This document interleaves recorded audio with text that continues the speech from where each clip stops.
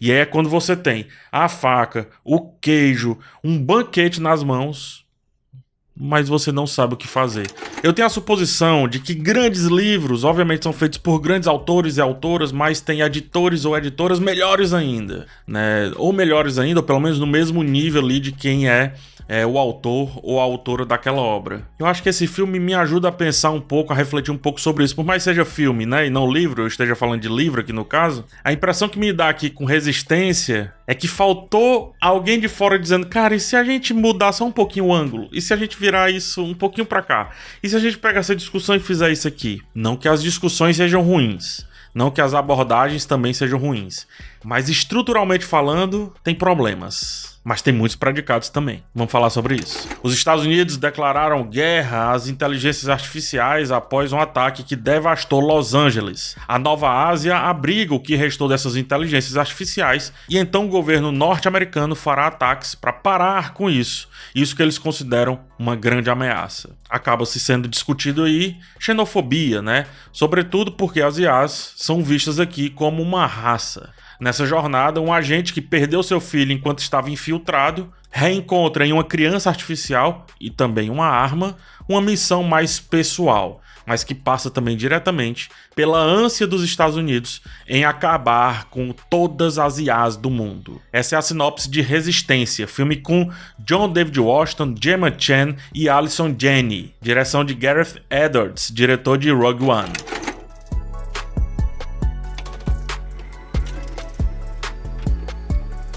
Olha, primeira coisa, de cara, o visual do filme é impressionante. É muito, muito bem feito. É o mínimo que se espera do Gareth, né? Do diretor aqui dessa trama, ainda mais que ele tá muito envolvido em tudo. O design de produção é muito marcante, é excelente. Os cenários são muito bem construídos, mas, sobretudo, os efeitos visuais relacionados com o design dos personagens, com o desenho dos personagens. A concepção artística do filme é maravilhosa em termos visuais. Maravilhosa. Porém, é técnica por técnica. E aqui é onde mora um dos problemas. Quando a técnica está só e somente só a favor da técnica, eu acho de certa forma passável. Continua essa percepção, porque a premissa é muito boa. Só não sabe o que fazer com isso. A ideia, cara, é uma ideia nova, recente.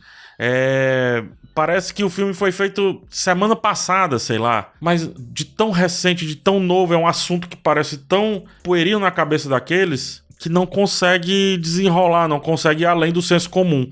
Falta, como eu disse, um editor que tente organizar melhor essas ideias, colocar essas ideias no outro plano.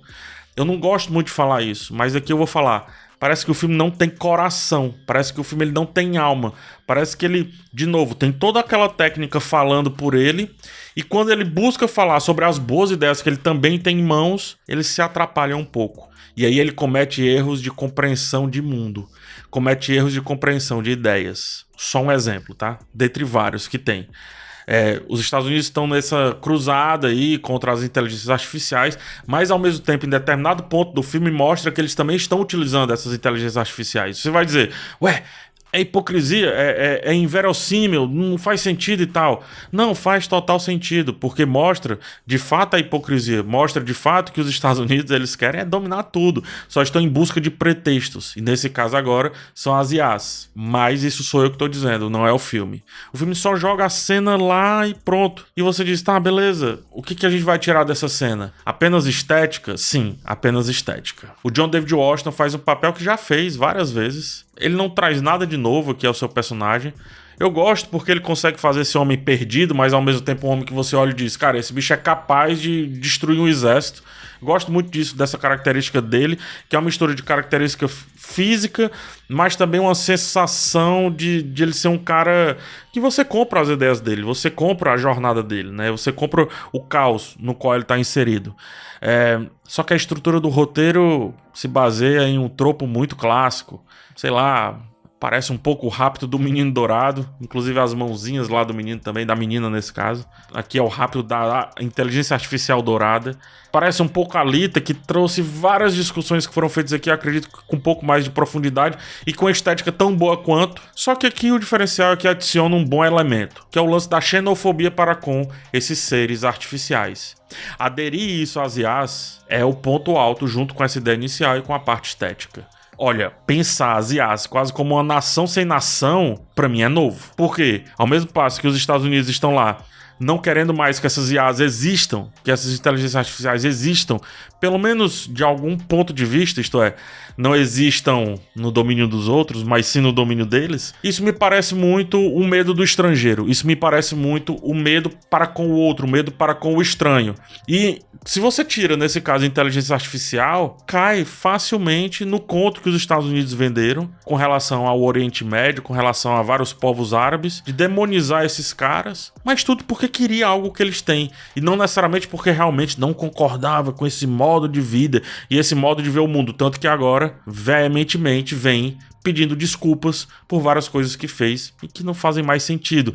Então, antes invadia-se um país porque tem isso, tem armas, etc., mas na verdade queria o petróleo, queria isso, queria aquilo outro. Então isso se reflete aqui nesse filme. O filme traz um pouco desse assunto, mas de novo, sou mais eu falando do que o filme em si. Mas tá lá, a questão da xenofobia e a questão de, a partir dessa xenofobia, desse medo do estrangeiro, de criar essa aura de monstro para com o seu adversário. E aí, nesse ponto específico, o primeiro ato do filme é muito efetivo. O segundo ato foca-se um pouco mais no seu protagonista e traz conflitos que se relacionam com a grande história, que também funciona, apesar de ainda alguns pesares, né? Apesar de alguns errinhos, mas o terceiro ato não sabe o que quer. E é quando você tem a faca, o queijo, um banquete nas mãos, mas você não sabe o que fazer.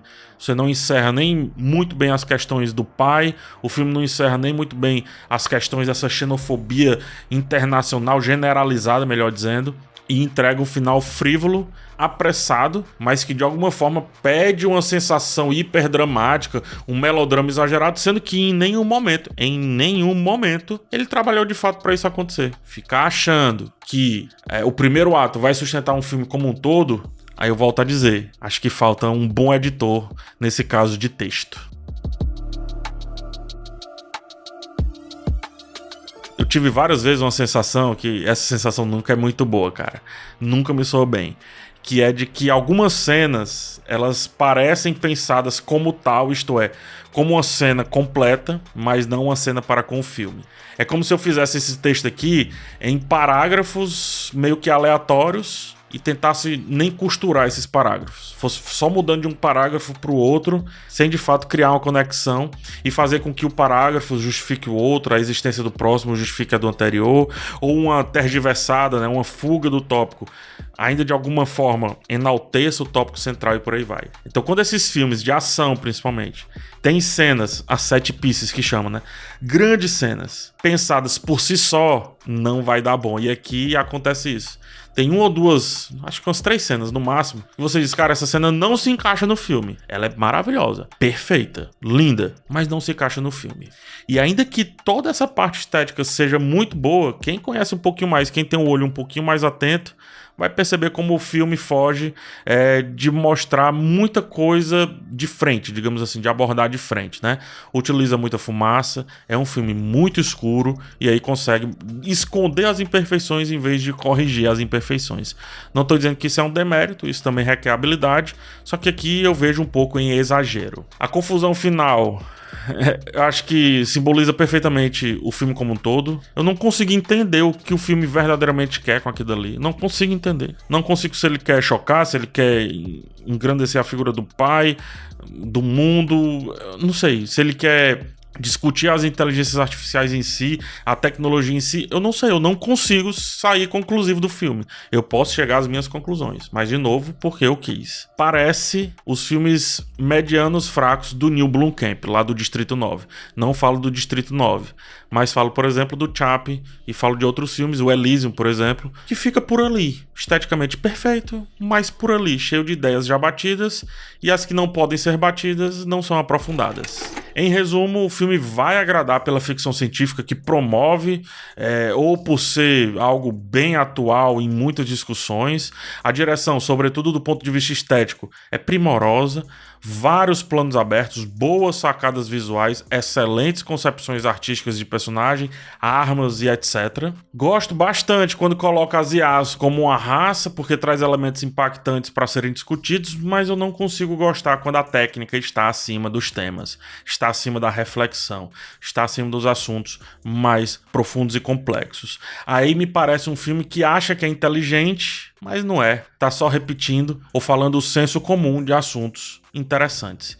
E nesse caso, a técnica do filme é o ponto alto. Eu já vi vários assim. E não sei bem se é o que a gente precisa para de fato ter um filme como marcante. Resistência me parece só mais um, apesar de tratar de um assunto bem recente. É isso, gente. Muito obrigado por ter chegado até o final do vídeo. Agora deixa aquele like, se inscreve no canal e aqui na descrição desse vídeo tem link para os meus inscritos. O livro pré-venda Andor, o livro Casa do Dragão, né, roteiro falado Andor, roteiro falado Casa do Dragão, e tem ou terá link para o meu primeiro conto publicado na Amazon, o Atire-se. Em breve no ar ou já estará no ar. E é isso, gente. Muito obrigado. A gente se vê no próximo vídeo. Abraço em vocês e tchau.